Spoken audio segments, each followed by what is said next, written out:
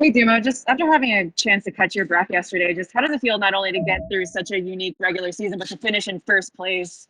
And what stands out to you the most about the whole journey you guys just went on? Yeah, I mean, it was never easy the whole season. I mean, we had a lot of ups and downs, especially in the beginning. We had a lot of injuries, and I mean, something about winning the division isn't something we really talked about as a group. I mean, we really focused game in and game out of winning the next game in front of us. And I mean, looking back at all those injuries, it really kept the focus on the next game instead of looking at the goals for the end of the season. So we put ourselves in a position at that time to potentially put ourselves in the best spot to be in playoffs and to have home ice and be where we're at. So really proud of the group of what we accomplished this season. Dave Molinari. Thanks for speaking with us, Brian. With a longer than usual break between the regular season and the start of the playoffs, what are the pluses and minuses of that? And do you think that on the whole, it's a good thing or a bad thing for your team in particular? Yeah, I mean, we look at the positives, and obviously we like to continue to play. But right now, obviously, we've had a lot of injuries this season, so it's always good to have some time off to strengthen what you need to get some rest and to try to recover as much as you can for playoffs. Because in playoffs, obviously, guys play through a lot of injuries, and the healthier that they can get, the better, especially for the start. But yeah, we're looking to use this week as an opportunity for that. I know other teams too will have a long break too, so we just got to utilize this week well and try to get better and uh, try to focus. Obviously, we don't know who we're playing yet, so a lot of this is for ourselves right now. Jim Colony.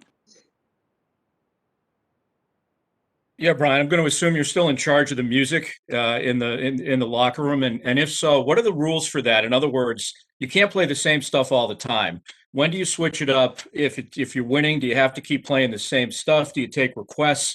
Just kind of things along those lines.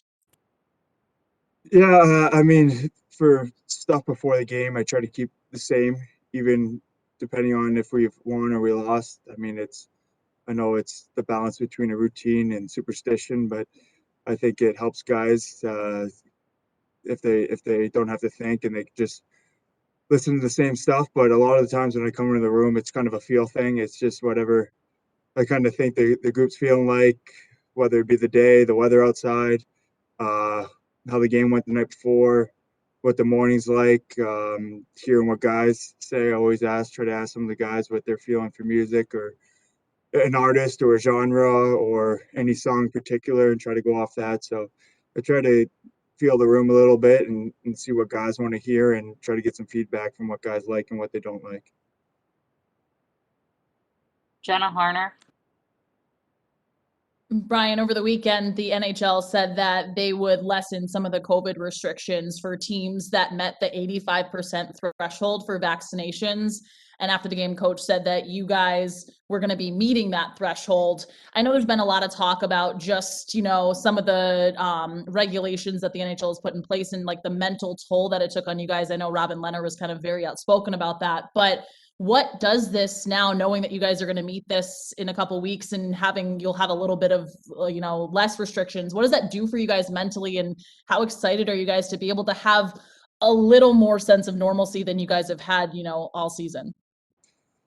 Yeah, I mean, if, it obviously it affects people different in different ways too. I mean, I'm fortunate enough I have a son at home and a wife, and when I go home, I get to spend a lot of time with them. So if I don't get out, I still have a great day just because I get to spend time with them. So I know other people aren't in this similar circumstance. So them being able to get together with friends and family again, and maybe go out to eat outside and uh, try to have a social life a little bit more, especially for the single guys. It can be good, and for the guys here whose families aren't here. So I know that's a bonus for them. And obviously, if things can ease up a little bit, it's less thinking that we have to do in our part, and we can kind of, like you said, try to go back to our normal lives. But I mean, we still got to be careful here, and obviously, we know that we don't need any distractions going into playoffs, and it's already its own entity in itself. So we're going to try to do our due diligence and try to be as safe as we can. But it's good to hear that they're giving us a little bit more flexibility.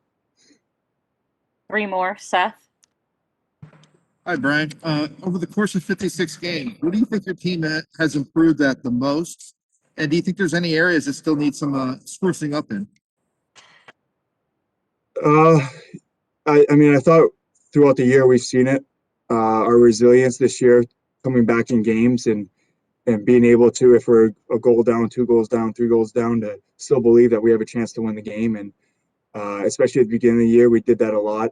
I mean, we were resilient in the injury aspect where we had a lot of guys coming into the lineup and play. And I think a lot of guys, especially even on the taxi squad, got to learn the system quick, got to feel part of the team, and got to contribute to this season. So even now with us getting healthy, that they're still a part of this team. They still helped us get to where we are. So that was really good in that aspect. Obviously, in playoffs, I mean, the games are so tight. We're going to have to be really stingy defensively and going to have to take advantage on special teams. I mean, there's not as much power plays and penalty kills. So when we do get those penalty kills, we have to kill them. And same thing with power plays. We got to get the momentum off of it because playoffs is a lot of momentum shifts in the game, and we got to try to control them as much as we can. Mike Pursuta. Brian, has winning a couple cups when you first were becoming an NHL regular and then the couple of first round exits the last 2 years changed your perspective on the playoffs at all? And if so, how? I mean, definitely. I think you can feel a little bit when the group's going, when you're playing well before the playoffs. I think that's the biggest thing that I've seen from years past to when we won and when I've won in the past and when I haven't, is how the team gelled together, how we went through adversity throughout the season, how we responded from that.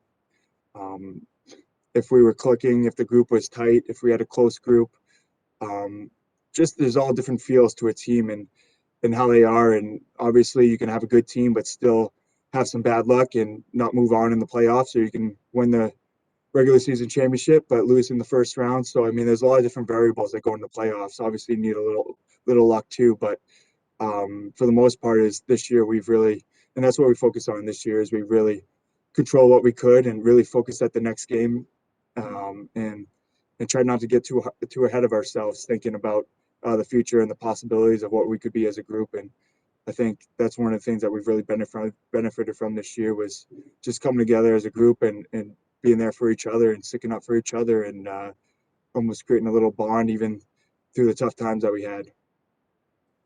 Go ahead, Josh.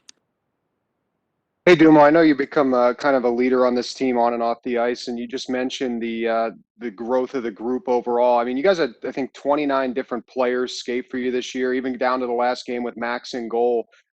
Every team was dealing with the restrictions off the ice and everything that came with that, but you guys clearly, on top of all the injuries and the restrictions, found another gear as far as your growth overall as a group. What do you attribute that to? How do you think you guys were able to bond to that level to bring so much success for this team?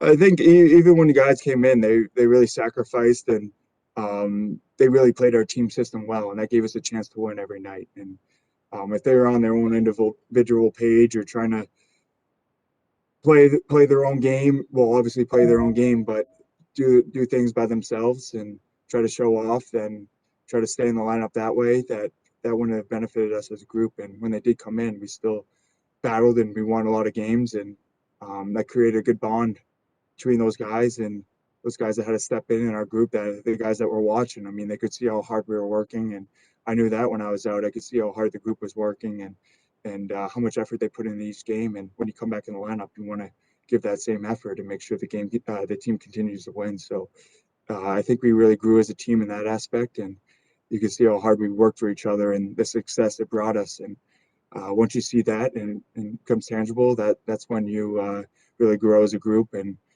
when the team gets back together, you're really unified.